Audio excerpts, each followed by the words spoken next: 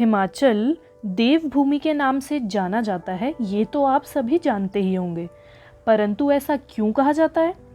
क्योंकि यहाँ पर अनगिनत देवी देवताओं के मंदिर हैं और देवी देवताओं ने इस स्थान को खुद चुना था अपने यहाँ बसने के लिए। और यहाँ के हर मंदिर का अपना एक महत्व है। यहाँ शायद ही कोई गांव होगा जहाँ कोई मंदिर ना हो। यहाँ कम से कम भी 2000 से अधिक मंदिर होंगे। तो आज मैं आपको कराने लेके जा रही हूँ आशापुरी मंदिर की सैर, जो कि जिला कांगड़ा के पालमपुर तहसील में पड़ता है। यहाँ आप बस, कार या टैक्सी से इजीली पहुँच सकते हैं और ये लोकेशन गूगल मैप्स में भी अवेलेबल है, तो आप वहाँ से चेक कर लीजिएगा। और अगर फिर भी समझ ना आए तो मेरा डिस्क्रिप्शन बॉक्स देख लीजिएगा। और ये जो आप देख रहे हैं ना, ये है यहाँ का रेस्ट हाउस और यहाँ आप रात को रुक भी सकते हैं। है ना कितनी परफेक्ट लोकेशन।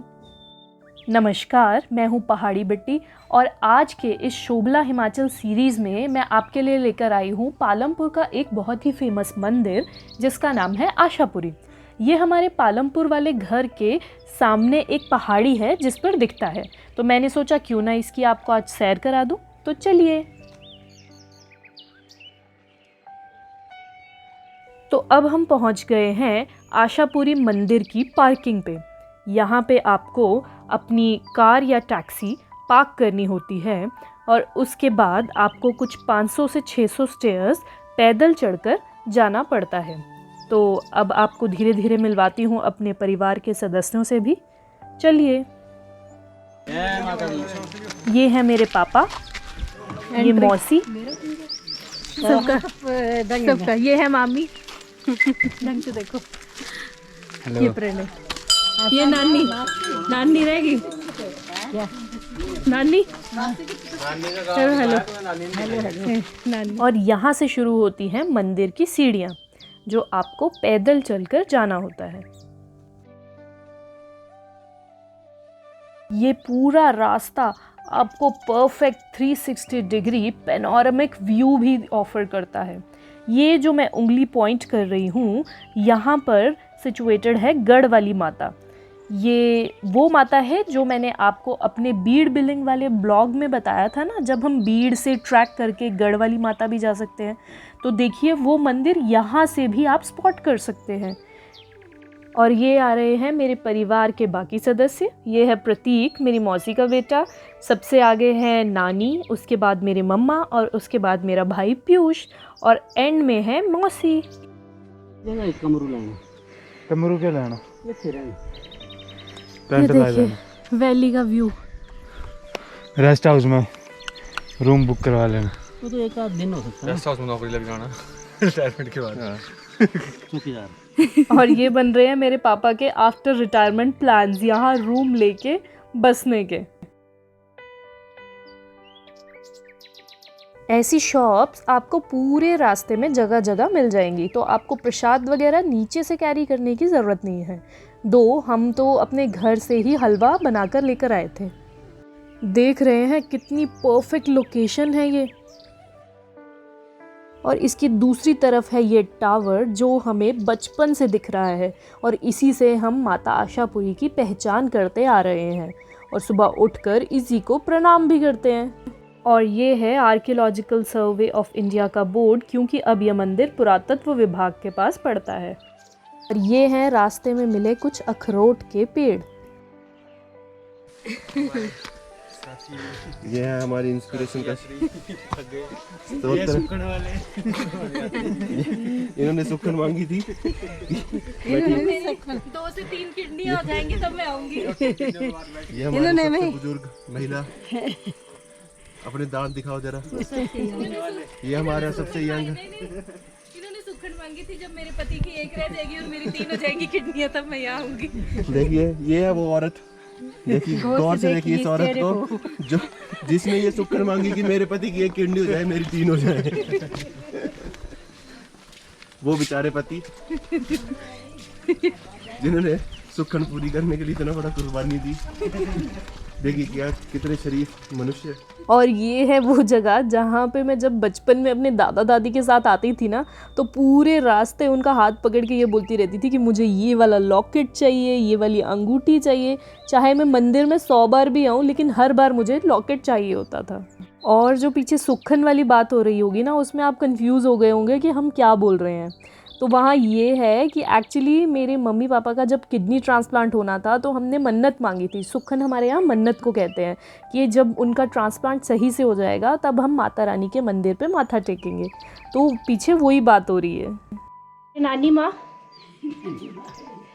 माँ आते हुए सबसे आगे जो बोल रहे थे कि हमसे चढ़ा ही नहीं जाएगा। सबसे जवान है नानी जी हमारी। Ever young forever. चलो जी माता रानी को। चलिए मंदिर पहुंच गए हैं तो थोड़ा मंदिर की हिस्ट्री के बारे में भी जान लेते हैं।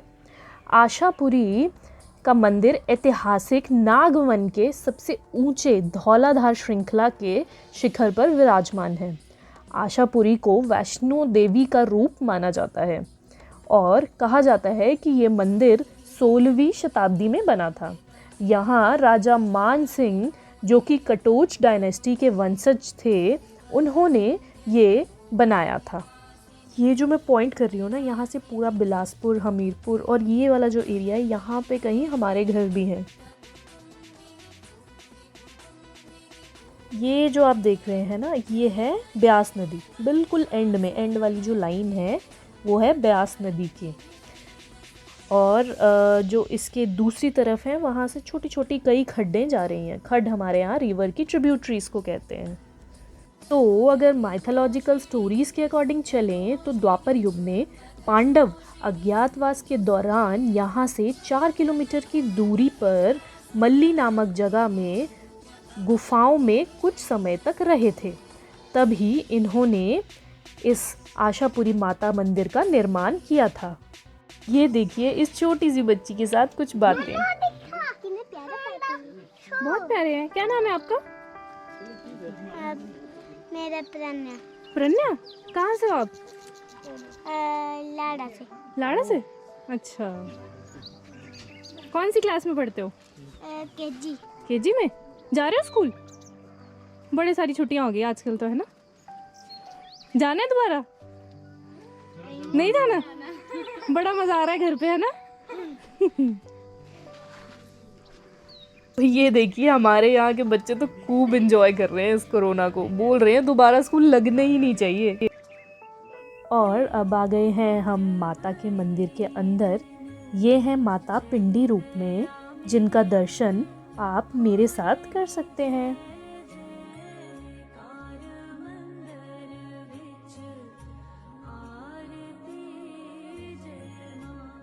और एक और बात बताऊं, ये माता अपने नाम से ही प्रख्यात है सबकी आशाएं पूरी करने के लिए।